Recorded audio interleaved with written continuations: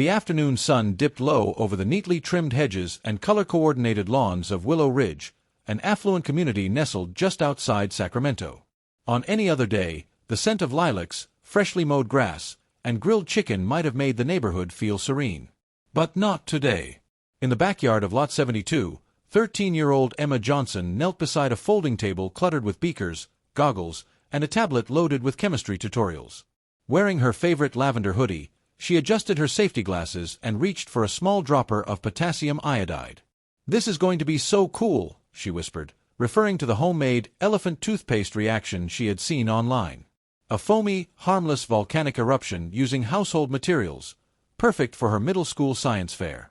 As the hydrogen peroxide and dish soap mixture began to fizz, she looked up and smiled at her golden retriever, Barkley, who sat obediently nearby. Her dad, Fire Marshal Thomas Johnson, watched from the porch, his arms crossed but relaxed, a bottle of water in one hand. He trusted Emma. She was smart, cautious, and methodical, traits she inherited from him and her late mother, a chemist. Emma's experiment fizzed over joyfully, releasing a column of white foam that expanded and oozed onto the tarp-covered grass. She clapped in delight. Then, the trouble began. From the sidewalk came the unmistakable click of high heels and a shrill voice slicing through the spring air. "What on earth is that?" Margaret Whitfield, president of the Willow Ridge Homeowners Association, stood behind the wrought iron fence, arms akimbo, dressed in her usual camel blazer and pearls, an image of iron-fisted suburban tyranny. "Science," Emma said proudly, standing up. Margaret's lips tightened into a thin line. "This is not a school laboratory. This is a neighborhood. There are rules." Fire Marshal Johnson stepped down from the porch calmly, every bit the composed official he was known to be. "Emma's experiment is completely safe, Margaret.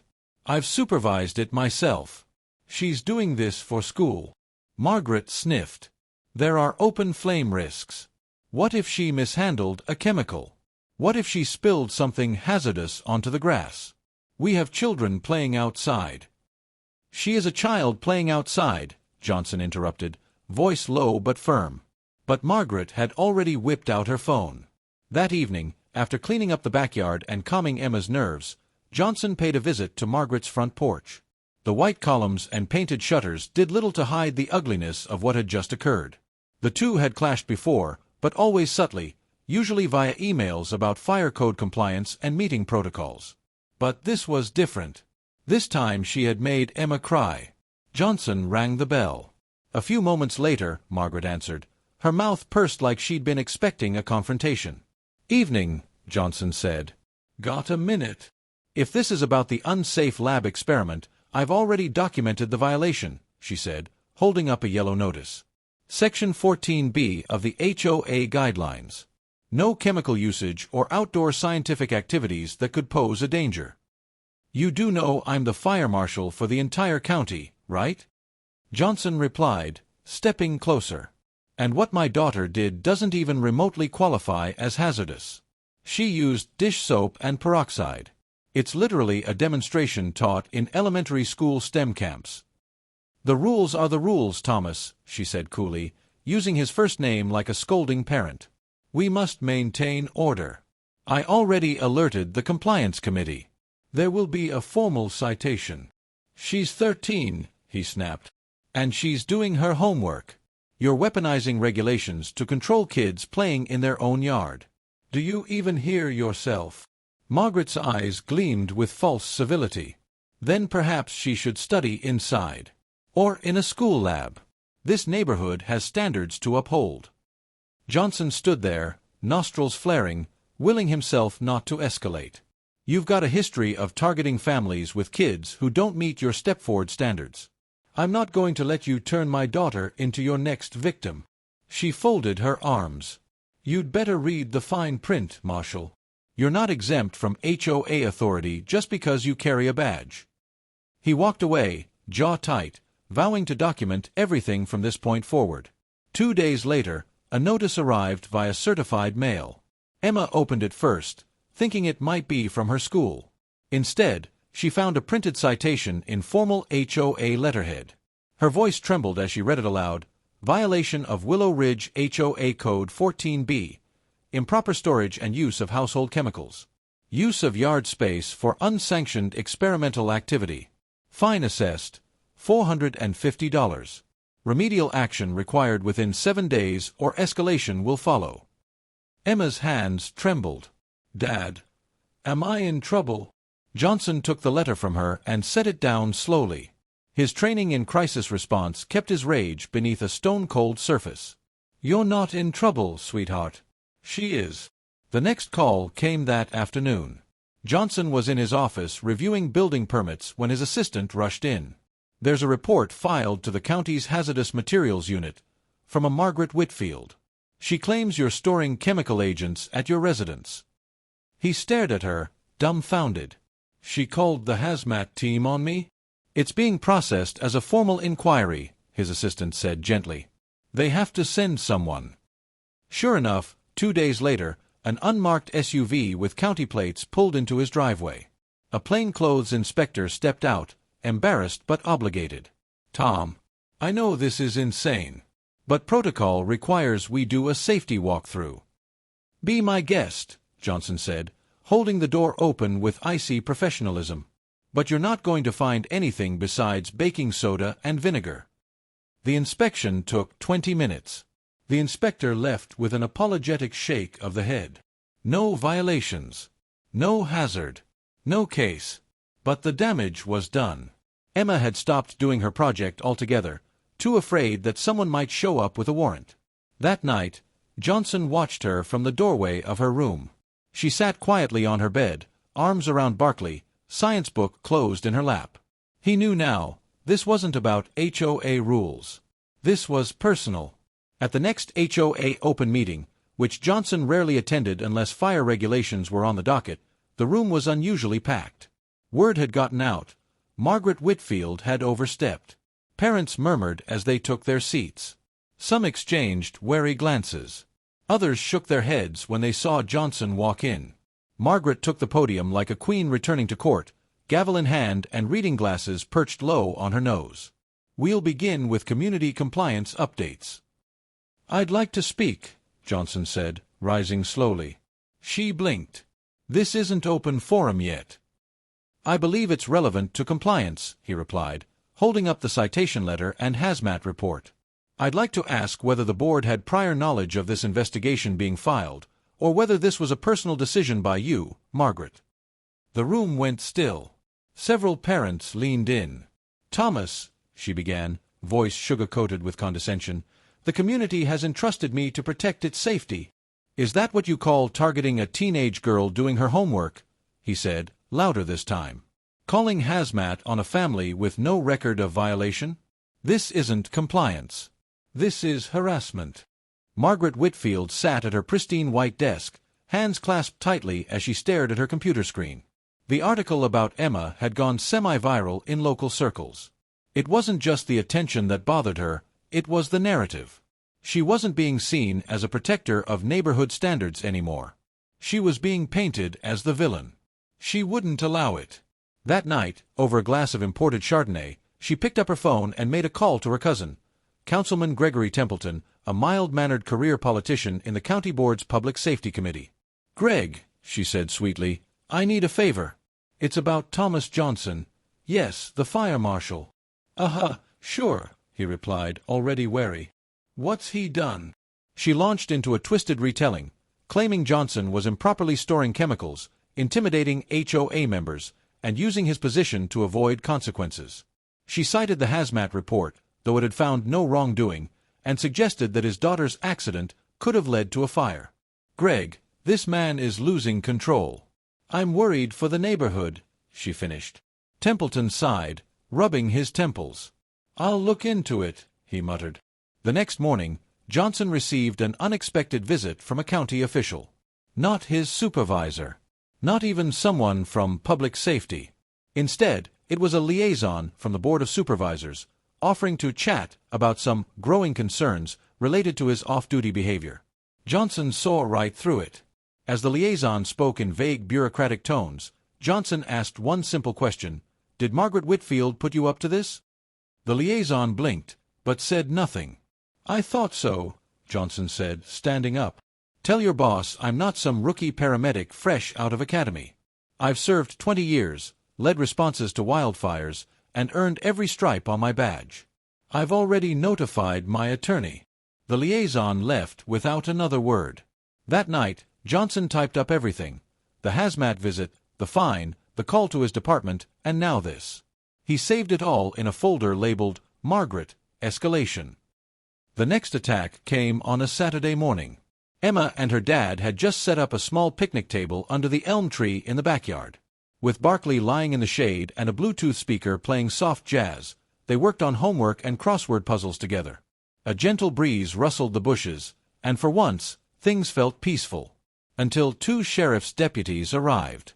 "Morning, Marshal," one of them said, clearly uncomfortable. "We got a noise complaint. Loud music, possible code violation on backyard gatherings." Johnson blinked. "It's 11 a.m. on a Saturday. And that noise is Miles Davis at 20% volume." The deputy shifted his weight. The caller claimed this is being used as an unauthorized outdoor venue.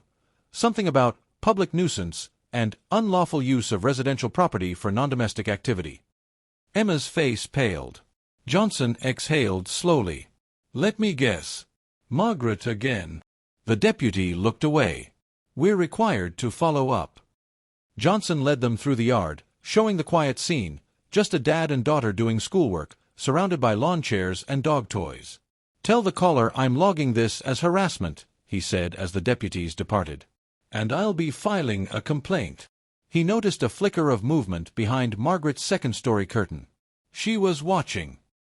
He walked to the edge of the fence and raised his voice just enough to carry across the hedge. "Call the sheriff all you want, Margaret. You're the one creating the disturbance." No response. Just the flick of the curtain falling back into place. On Monday morning, Johnson received an unexpected call. "Hi, this is Deanna Martinez from Channel 12. I'm doing a follow-up on the Emma Johnson science story. I was hoping to talk to you on the record." He hesitated. "Why?" "Well," she said, "after we published that piece, we received emails from other families in Willow Ridge. Apparently, your situation isn't isolated." By that evening, Deanna stood in Johnson's backyard with a camera operator, microphone in hand. "Mind if I ask you a few questions about what's happened since the story aired?" He gave her everything: dates, citations, police visits, the hazmat complaint, the county call. "And you think she's targeting families who challenge her authority?" "I know she is," Johnson said. "Ask around. She's used her role to intimidate, fine, report, and try to publicly shame anyone who steps outside her picture-perfect idea of suburbia." Deanna nodded. "And yet no one's held her accountable?" "Not yet," he said. The segment aired 3 days later. HOA president or neighborhood tyrant. Willow Ridge families speak out. It featured anonymous interviews with other residents, footage of Emma's school demonstration, and Johnson calmly laying out a pattern of abuse. Margaret was not interviewed. She refused to comment. But her silence only made things worse. Parents began circulating a petition to hold an emergency HOA board review. A few brave homeowners even knocked on doors. Margaret's pristine image was cracking. Margaret was furious. She stormed into her cousin Templeton's office that Friday morning, slamming a copy of the Channel 12 article onto his desk. "I told you to fix this." Templeton, already sweating from the pressure, held up his hands. "You didn't tell me it was going to go public. I'm up for re-election in 6 months. I can't be seen backing someone under fire in a media scandal." "I'm the HOA president," she snapped. "He's undermining our authority." "He's a decorated fire marshal with the public on his side," Templeton shot back. "You brought this on yourself." Later that afternoon, the County Board of Supervisors issued a brief but pointed statement. "Fire Marshal Thomas Johnson has our full support. He has conducted himself with integrity, professionalism, and transparency. Our offices have found no evidence of misconduct." Johnson smiled when he read it. The public was with him. The county was with him. Margaret, however, was rapidly becoming isolated. The few board members who had previously backed her began avoiding her calls. The HOA vice president, a meek accountant named Ken, quietly emailed Johnson. I've started reviewing her actions. If a vote of no confidence comes up, I'll support it." 2 weeks later, the Sacramento Women in STEM Alliance hosted their annual gala. Emma had been invited to attend, and to her surprise, was one of 4 young honorees being celebrated for excellence and perseverance in scientific curiosity. She wore a blue dress and silver flats. Her hair was in a bun. Barkley waited at home with a babysitter, but Johnson stood beside her in a pressed suit, beaming with pride. As Emma stepped onto the stage to receive her certificate, the room erupted in applause. Photos flashed. The MC quoted her in front of the crowd. "Even when people tell you to stop learning, keep asking questions. That's what science is." After the ceremony, guests mingled in the reception hall. Emma posed for pictures with local scientists and professors. Johnson was approached by parents, educators, even a fire chief from a neighboring county. Then, the energy in the room shifted. Margaret Whitfield entered, uninvited. She wore a gray silk jacket and her usual pearls. A few heads turned. Whispers began. Then someone said aloud, "That's the HOA president who tried to shut her down." Margaret walked toward Emma with an awkward half-smile.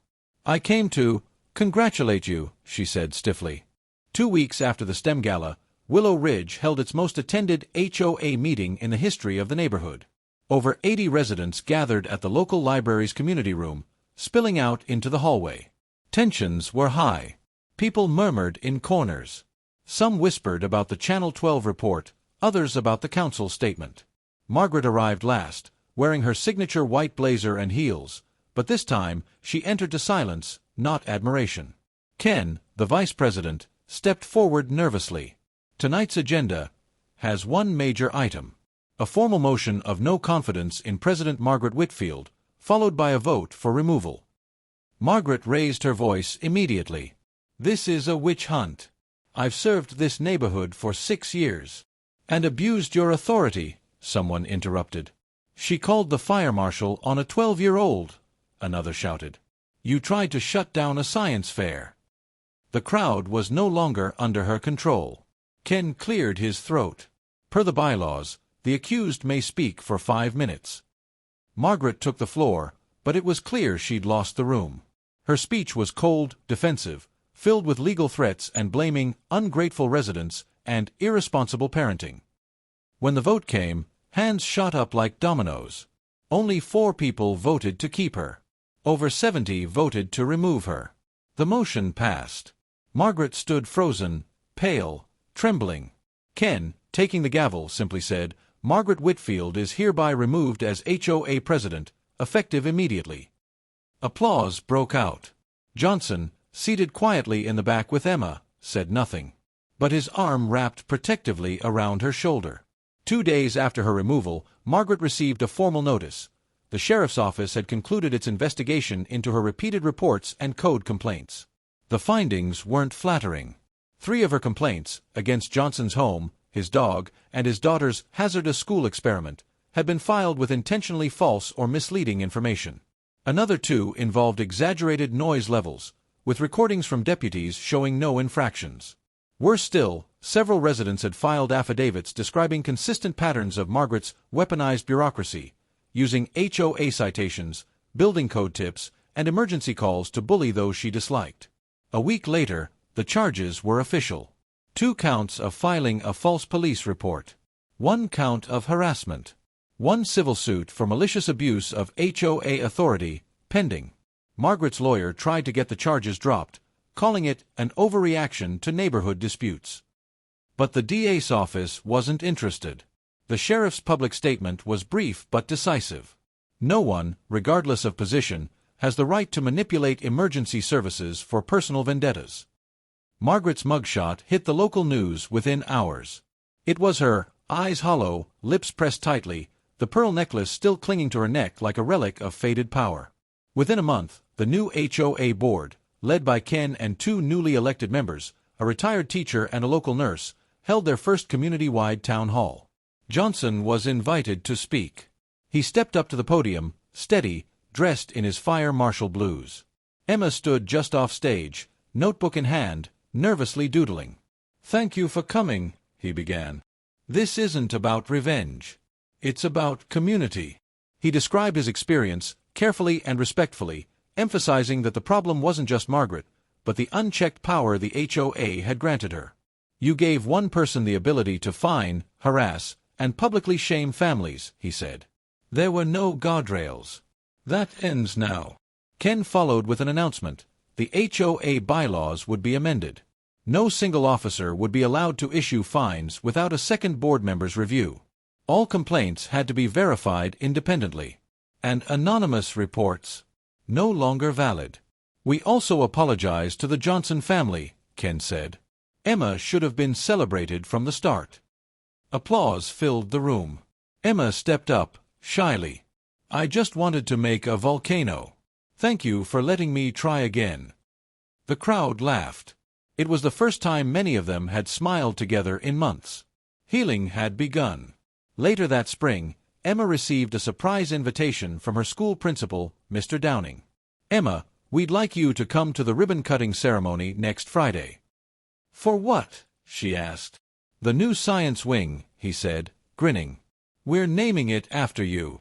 Emma blinked. Me. Johnson, who'd been waiting by the office door, looked as stunned as his daughter. It's not just the volcano, Mr. Downing explained. It's the way you handled the pressure. The way you kept learning. You inspired your classmates, and us. On the day of the ceremony, Emma wore a white lab coat over her dress. She stood beside a sign that read, The Emma Johnson Science Exploration Wing. News cameras snapped photos. Her teachers hugged her. Johnson stood off to the side, misty-eyed. One of the younger kids from a lower grade ran up and asked, Can I make a volcano too? Emma beamed. I'll help you. That afternoon, the first class toured the new wing, with brand-new microscopes, shelves of science kits, and Emma's rebuilt volcano proudly displayed in a glass case. At the bottom, a plaque read, In honor of Emma Johnson, whose courage to question lit the spark for us all. A month later, at the County Fire Department's annual ceremony, Fire Marshal Johnson stood on a new stage, this time, not for his daughter, but for himself.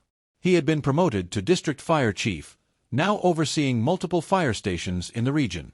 As he accepted the medal and shook hands with local leaders, the crowd rose to their feet. After the applause faded, he stepped to the podium. I've worn this uniform for 21 years, he said. I fought forest fires, coordinated rescues, and handled hazmat scenes. But nothing prepared me for the fire I had to fight in my own neighborhood. He paused. Sometimes, the hardest fire to put out is the one burning in a broken system, when authority is abused and no one speaks up. I nearly lost faith, until my daughter reminded me that integrity isn't about how loud you are, but how steady you stand. He glanced at Emma in the front row. She's the reason I kept standing. The crowd erupted in a standing ovation.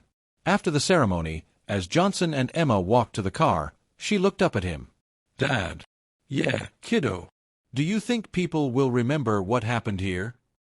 He looked at her, proud. Not just remember. They'll learn from it. Months later, a new family moved into the house once occupied by Margaret Whitfield. They brought with them a garden gnome, a tree swing, and 2 dogs. Emma waved from the porch. Barkley barked happily. Fire Marshal Johnson stood beside his daughter, arms crossed, watching a better future unfold, one not dictated by power, but protected by principle.